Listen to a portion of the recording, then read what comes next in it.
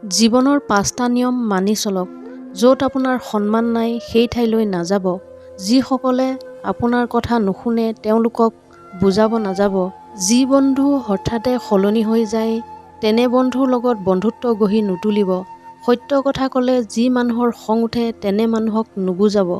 জীৱনত দুখ আহিলে আতংকিত নহ'ব।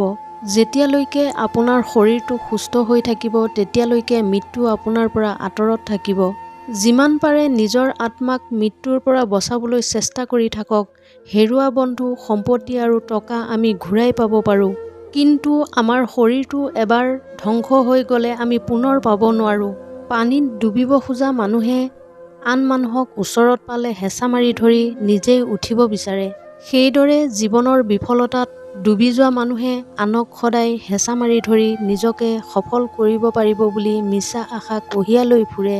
সেয়ে আপোনাক যদি কোনোবাই হেঁচিব ধৰিছে বা পাছলৈ টানিবলৈ চেষ্টা কৰিছে, আপুনি জানি ল'ব যে তেওঁ আচলতে জীৱনৰ সমস্ত বিফলতাত ডুব গৈ ককবকাই ফুৰিছে। তাৰ বাবে আপোনাক ডুবাই নিজক পৰিত্ৰাণ কৰিব পাৰিব বুলি মিছা আশা বান্ধি লৈছে। জীৱনৰ চাকৰি নৈয়াত ডুব যাব খোজা সেইসকলক খং নকৰিব, বৰঞ্চ পুতৌ কৰক। আমাৰ জীৱনৰ ভুল মানুহবোৰক বা ভুল সম্বন্ধবোৰক ধন্যবাদ জনাওক, কিয়নো তেওঁলোকে আপোনাক ভুল কি, শুদ্ধ কি, দুখ কি, সুখ কি, সঁচা সম্বন্ধ কি, স্বাৰ্থপৰতা কি আদি ভালদৰে চিনি পাব পৰাকৈ অভিজ্ঞতা দিয়ে।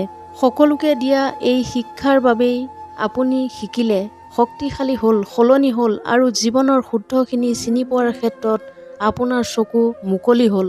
সেয়ে এই ভুল মানুহবোৰক বা ভুল সম্বন্ধবোৰক ধন্যবাদ দিয়ক, কিয়নো তেওঁলোকে দিয়া সেই অভিজ্ঞতাৰ বাবেইতো জীৱনত আমাৰ আৰু কাহানিও দুনাই তেনে ভুল নহয়। এনেধৰণৰ মটিভেশ্যনেল ভিডিঅ' পাই থাকিবলৈ মোৰ চেনেলটো ছাবস্ক্ৰাইব কৰি ৰাখিবলৈ নাপাহৰিব।